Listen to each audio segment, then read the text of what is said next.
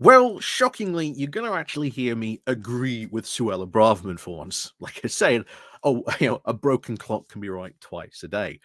But, but, what has she said that I am agreeing with? Well, of course, as we had predicted, or as at least we'd been hearing, yeah, she's been really struggling, actually trying to get any MPs to, actually support her, and hence why this morning we heard that she'd now dropped out of the race, not because she couldn't get support. Totally because it was like no one would support her or anything like that. No, she dropped out because, according to her, no one in the current Conservative Party can actually agree on like the concrete reason as why they lost. Now, shockingly, she is right. We have seen it ourselves on here. We've been over I don't know how many articles from conservatives of what went wrong. And she is right. Not a single one can really identify like what went wrong. Like, why did they lose? And as I've said many, many times, if you cannot identify that, then you cannot move on. You cannot, you know, bring in some sort of effective change to rectify those problems. So the Conservative Party ain't changing anytime soon, that's for sure. But something else, interestingly, has also happened. David Gauke has announced he is now rejoining the Conservative Party, and I think there is a reason to this. I think there's a very, very good reason to this, because one thing I keep on trying to sort of hammer home into you lot is there are two parts of the Conservative Party. There is the Westminster lot, and there is the like non-Westminster lot, like the membership of the Conservative Party. And just as the Westminster lot have their own, you know, massive pile of problems, so too does the membership. Like, the membership has a vast pile of problems, which in itself is a big, significant problem for the Conservative Party. But you'll notice, again, a lot of people not actually paying attention to this. But I would say this is even by far the bigger problem. And what David Gauke, I think, is doing today is an attempt to try and get people who were like him, who have been walked away from the Conservative Party, in an attempt to try and come back to maybe try and regain some sense. Now, there aren't many candidates they can support really in this race, but if they get a loud enough voice, if they become a faction, then at some point maybe they can actually get some sense in the non-parliamentary Conservative Party, which will again affect into the Westminster Party as well. Will that happen? It's going to take a lot of time, but I do applaud David Gauke for actually doing this, for doing stuff that I have said before about Labour, why I'm a Labour Party member. I want to sort of affect change from the inside, from the membership. And David Gauke is now doing, or at least attempting to do, the exact same on his side. And to be honest, as we made a video just a couple of days ago, good for him, because you do need a strong, at least right centrist party. As much as I would disagree with that type of party, but as history has shown, you've got to have that strong party, because otherwise, well, worse things can fill the gap on the right of politics, and that is something we do not want to happen in the UK. So before we do get looking into sort of David Gauke's article on here, please do remember to click the like, click the share button. Down below, there's the Patreon page, there's the Buy Me a Coffee link where you can, well, buy me a coffee. And of course, as always, you can join the Pony Club down below as well. And of course, I did not prepare the piece before I did it. There we go. There we go. So over we go on to Conservative Home. Again, good choice, by the way. A good choice to sort of launch this or re-announce that you're getting back into the Conservative Party. Just as I've said before, it has a huge, huge effect on the parliamentary party, Conservative Home. It's why I've said time and time again, it's why we look at Conservative Home, because it tells you where the current Conservative Party is. And I think David Gauke here definitely trying to sort of re-announce that, hey, the adults want to sort of, come back into the party and start cleaning up some of these messes that he's seen people make. So good on him, for doing that. Like I say, I probably would disagree with a lot of what David Gauke would, does and says sort of politically on a whole range of things. But hey, I do applaud him for doing this, trying to sort of change the party, at least for the better. That can only be done from within the party.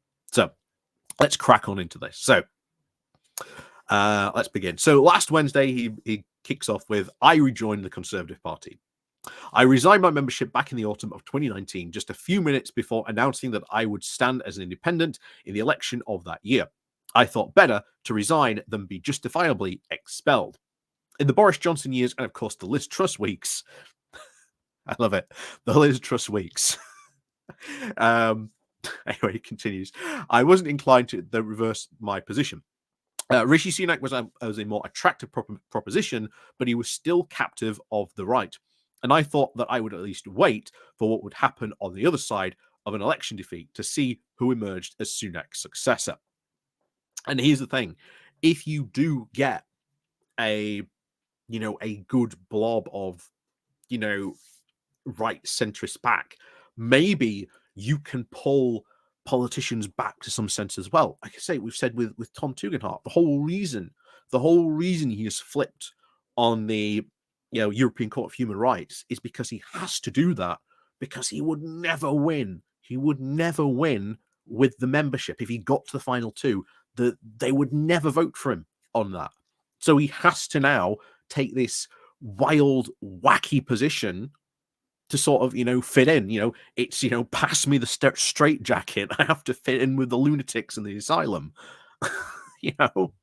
but that's what he has to do. And if you can get a good, big enough block of, sensible people again, maybe he can go, well, okay, I'm going to drop that position.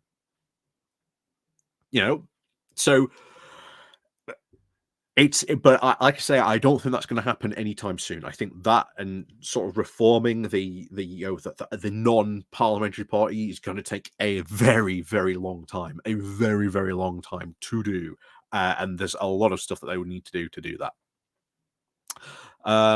So back to this. Then, of course, came the announcement of the leadership election timetable. And anyone who signed up before 7 p.m. on the 24th of July was eligible to vote. And I made an impromptu decision. If people like me, people who thought the party had taken a turn for the worse in embracing its populism in 2019 and then in ejecting Johnson Truss and then choosing leaders that were completely unfit for the highest office, remained outside of the party, nothing would change. It probably won't change in any event, but it was worth the 39 quid to try. Slightly to my surprise, I signed up. And honestly, good on him for doing that. Good on him for doing that. It is right. It will not change overnight.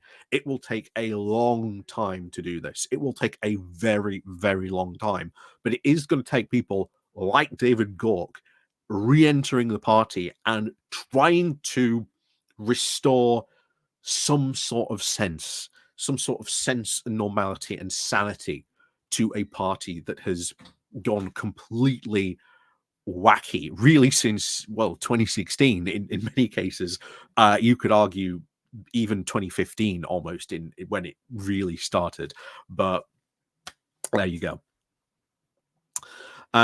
So he continues, of course I shouldn't have a vote. Not that I think the party should reject my membership. Whatever might be said in the comments below, at least the last election, I endorsed some Tory candidates, and I even knocked on some doors for one of them. I also endorsed the independent standing in Norfolk Southwest, but I also would argue that that was very much in the best interests of the Tory party. No, I shouldn't have a vote because the leadership should be chosen by the MPs, not the members.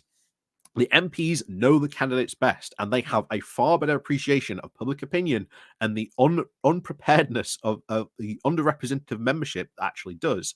And a leader that doesn't actually command the confidence of the parliamentary party is in an impossible position. That's very, very true. You might get chosen by the membership, but if you don't have the confidence of the party, good luck. You know, and by the way, we saw the opposite of that with Rishi Sunak, where to begin with, he had the confidence of the party, but not the membership, and then the membership let it be known that they did not like Rishi Sunak, which I think ultimately was what lost him the confidence, as well as his lack of leadership skills and ability to actually lead the party. But we've talked about Rishi Sunak and why he was a bad leader for years, well, for over a year at this point. But there you go. So he continues. But we are where we are, he says. Objecting to leadership rules is all very well, but they are the only leadership rules that we have.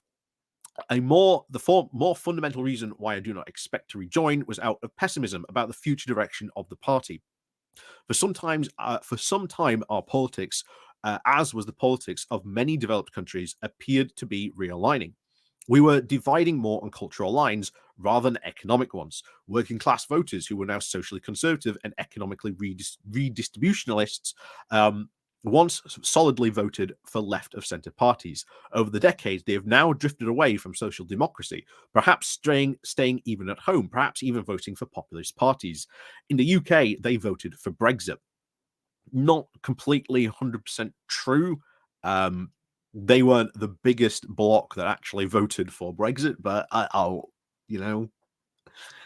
we could go on a massive tangent talking about that. I'm sure people will bring that up in the comments as well. There was, of course, a potential now support base for a new type of conservatism based on a combination of nationalism and higher public spending. And it was a great electoral opportunity, and Johnson seized it. And well, what happened? he squandered it massively, so in many cases, because he was not competent enough to actually do stuff. It was more, shall we say, a good opportune lie to sort of get the votes rather than do what they were voted to do. But there you go. Anyway, he continues. My problem, of course, was that I did not agree with it. I thought that the nationalism manifesting itself in a very hard Brexit would now be economically damaging. And in that context, the promises of improved services and levelling up would inevitably be broken. And there was complete dishonesty about the 2019 election campaign that was now inevitably going to lead to disappointment. And ultimately, that's really what happened, I think. I think you saw a lot of over-promising and then vastly under-delivering. And I think Graham has said this as well. You've got a Labour Party that is under-promising and then going to, I think, over-deliver on what it is going to do. There's all the Rachel Reeves stuff this morning, I think, being announced. So maybe we'll, depending on what the time, if it has been announced yet, don't think it has at the moment. I'm doing this in the morning, so maybe we'll do it tomorrow, maybe we'll do it after, we'll see. But yeah, a lot of interesting economic stuff, which is something I said Labour would have to sort of sort out when they get there. They have to sort of find out what the actual economic situation is. What have they been left? And to be honest, it seems to be very, very, very bad. And of course, some of the things that we've been hearing that they haven't, should we say, been openly honest about the state of public finances. Are we surprised? I don't really think we should be in this. But there you go. So he continues. So I feared this was no mere aberration, but where the party was destined. Trying now to prevent this course would prove very futile. There would be no going back. And I would sort of disagree with this. Like, again, if I ever got a chance to sort of speak to him, I doubt he'd ever speak to me, but maybe we'll have a chance. Maybe we'll roll the dice. Maybe we'll try and get him. Who knows? He probably won't. But I would say it is not futile. It is a long-term project trying to sort of reverse this, get the party back to some sort of sanity. Will they ever achieve that? It's going to take some time. But hey, if David Gauke thinks that it is worth saving the Conservative Party, rejoining it and trying to sort of change it would be a long-term project for him to do. But if he thinks it's worth, if he does think that the Conservative Party is worth saving, then doing this, rejoining it, but he needs allies and he needs other people to start coming in and joining him. in the party to become a larger voice, a larger group. It's a very long-term project that he will have to do. But anyway, back to this. Anyway, he continues, by positioning itself now as the party of populist voters, the party also abandoned many of its traditional supporters. I represented a constituency full of successful, educated, moderate voters who supported the Tories because they trusted us to govern competently. Bet that's gone completely. Anyway, despite my best efforts, most of them stuck with the Tories in 2019 out of fear of Jeremy Corbyn. Again, something else a lot of people I brought up as well. Corbyn actually became a massive problem in 2019. Like I say, people, very, very rose-tinted glasses about Jeremy Corbyn. And I know I have still people who like Jeremy Corbyn. I know, but you've got to sort of abandon him and look at him really for what he was. And he wasn't a very good leader of the Conservative. Wasn't a very good leader of the Tory. Wasn't a very good leader of the Labour Party, so to say. So yeah. Anyway, take Corbyn away, and many looked elsewhere. A town like Berkhamsted, for example, as delightful and as prosperous and as true blue place as you could hope to find, now votes solidly Liberal Democrat. And I think that is going to be a significant change that they're going to have to fight, because it's not reform. It is not reform that is their main adversary, that is the one taking seats. It's the Liberal Democrats. They are almost the inheritors of the poor Tory, turnouts and disaster. And I do expect over the next coming years, the Liberal Democrats to, I think, really lay into the Conservatives in many areas. I really do think that. And we'll see what happens in the upcoming local elections as well. We'll see if, for example, this trend continues. If they do, for example, lose control of councils to Liberal Democrats, that is a very, very much a possibility that could happen a lot. So we'll see what happens next year when we get to those local elections. So back to that. So the strategic problem for the Conservatives is that to appeal to the centrist voters it has lost, it will have to, at the very least, stop targeting those voters who they gained in 2019. And the chances that they are now socially conservative voters will abandon the Tories more quickly than centrist voters will return. And remember, who is the biggest voting bloc in the country? It's not left, it's not right, it's centrist. 35% of the British voting public are centrist. You cannot win an election if you do not have a good chunk of those centrists. It's just the cards that we are dealt. And even if we do change to a PR system, who are the parties that are going to take up the biggest vote share? It's going to be centrist parties. So yeah, you will have your more lefty parties for sure, but they won't be the biggest. It will be the left center or right center parties.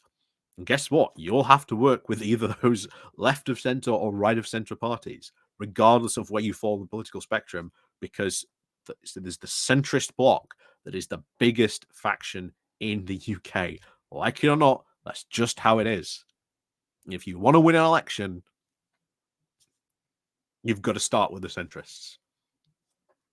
So that's just the political reality. And there's a lot of people out there who still do not accept that as the actual political reality of the UK. But it's just how it is, unfortunately.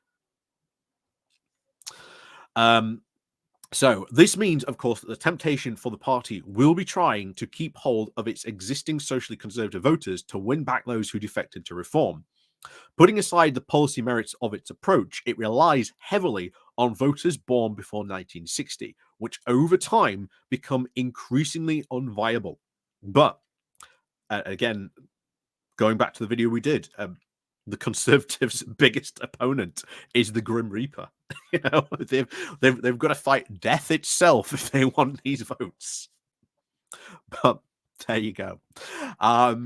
But the alternative approach does also requires a very modernization strategy that must involve repudiating policies and individuals that are popular with the core support, but not the country as a whole. Again, not the country as a whole, because you've got to think of the country. Where are they voting? What are they saying?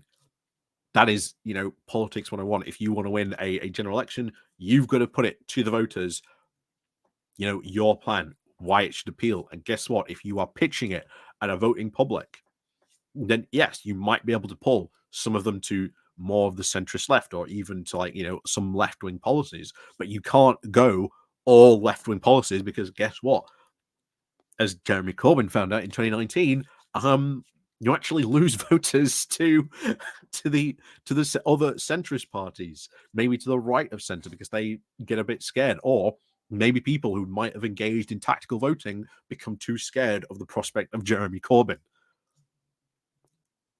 But there you go. So he continues, but there are some small grounds for optimism.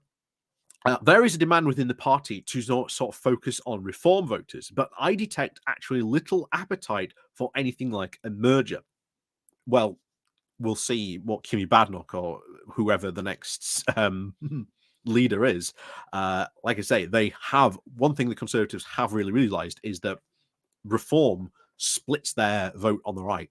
It massively splits their vote on the right wing. Like, they cannot win now in some seats, even swing seats, because of reform. That is a significant problem for them. So dealing with reform is something they will have to do, but then they also have to deal with the Liberal Democrats. That they are fighting a two-front war. Very, very much so. And fighting a two-front war, very, very rarely the side that is fighting on two fronts actually very rarely wins, because of the pressures that get put on them. Do you focus on the Eastern Front, or do you focus on the Western Front? But there you go. Anyway, back to this. So there's very little appetite for anything like a merger. By mutual consent, Nigel Farage is not going to join the Conservatives. What if he tries, though? Don't underestimate Nigel Farage. That has been the constantly biggest mistake I have seen, not only from people on all walks of the political spectrum, underestimating Nigel Farage. Do not underestimate him on this. Nor, of course, is Suella Braverman going to become leader, because, well, she hasn't got the support. But Kimi Badnock might, who might want to do that. Priti Patel, if she wins on the right, Priti Patel seen dancing and hobnobbing with Nigel Farage. So once again, don't discount the possibility of some sort of, as I've said before, some phase of Nigel Farage happening. And like I say, that will be a big sort of, battlefield, battlefront on the Conservative Civil War. The Nigel Farage phase absolutely will become a phase in the party. So back to this. The Tory party at least has learned that it must draw the line somewhere. I don't think it has at all. I don't think it has at all. This is why I would say to sort of David and the rest of these people who want to do this, there is no line. You almost have to go back into the party and say, this is the line, guys. And, and redraw that line yourselves, because the current party ain't going to do that for you. So back to this. The parliamentary party is now much smaller, and some very good centrist MPs lost their seats, but the damage done to the right was greater. The nature of the Conservative support was also moderated. Overall, the party now looks less of a populist outfit than it did. That might not last, but it is something. I don't think they are. They are going to go full populist, because one of the things you've been seeing oft repeated was the reason why we lost was because we weren't conservative enough, and that could mean anything. it is meaning a whole different thing to a lot of people. And this is why when you get the unity pitch that every single candidate is giving. I am the unity candidate. We need unity. We need to come together for unity. Okay, what do you mean by that? How do you intend to achieve that? That means vastly different things to everyone. It could be, oh yes, we all have to come together under this, this right wing populist banner because that's what wins you elections. That's what they might mean for unity. They might blame this on the Wets, like Tom Tugendhat, etc. They're the reason why we lost the election. If you don't believe me, David, go see Tom Tugendhat's post he wrote in the Times, and of course even on Conservative Home, where people have expressly said Tom Tugendhat was the reason why the Conservatives lost, or at least Conservatives like Tom Tugendhat was the reason that they lost. So there is a significant problem there, David, and you're going to have to sort that out. And like I say, good luck with that. You've got a hard job ahead of you. So back to this. So there is, of course, now a wider context. For politics to work properly, we need a functioning mainstream party of the centre left and a functioning mainstream party of the centre right. Unlike in 2019, we have a mainstream party of the centre left, and it sits on a huge majority. Reform cannot be the latter party. The Liberal Democrats do not want to be. Somewhere there must be a party that makes the case for a market economy, fiscal conservatism, personal responsibility, and cautious skepticism about the ability of state to solve every problem. Again, I would disagree with David on there.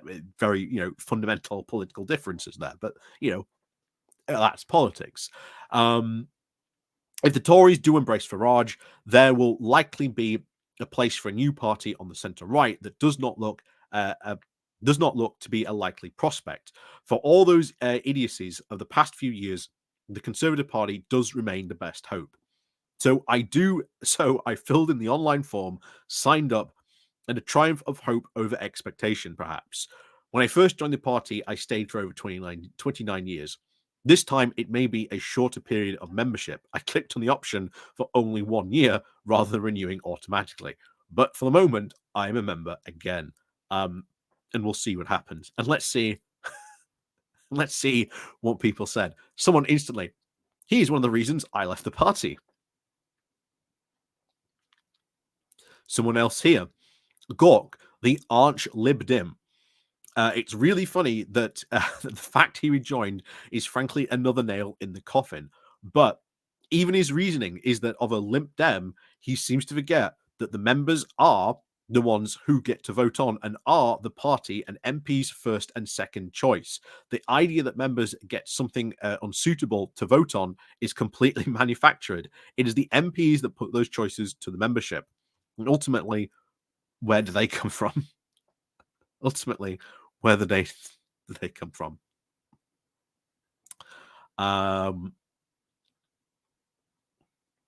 Someone said, "Oh dear, be honest." Of Gauke to now confirm that the nation, that the Conservative Party is now irredeemably now left wing.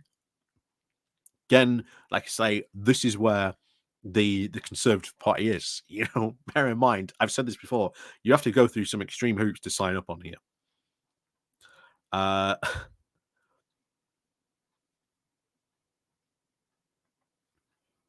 Someone else here, yeah. One can get the sense of the author's position and at least respect it as perfectly valid. As it is, though, it is rooted in politics that is now long gone and is outdated as the politics of those who take the polar opposite view.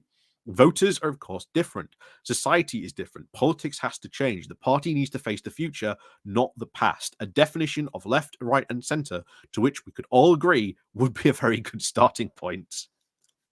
He's not wrong.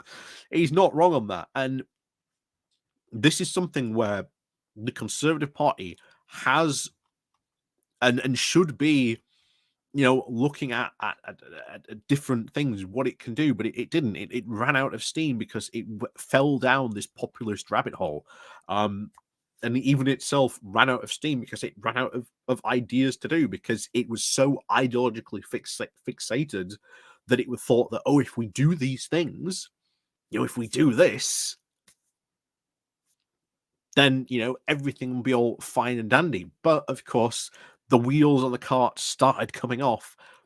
And of course, they weren't blaming, the massively ridiculous bumpy road they were, driving down, and that's why the wheels were coming off the cart. No, their map was telling them this was the road, and, just continue on down here because you'll be fine.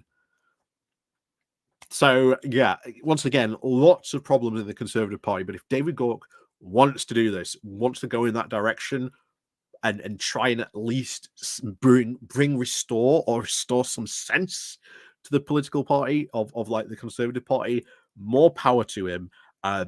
He's got a long road to go. Good luck to him, by the way.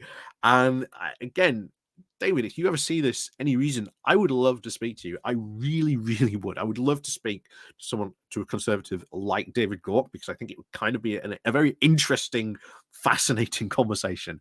But who knows? As always, thank you very much for watching, as always.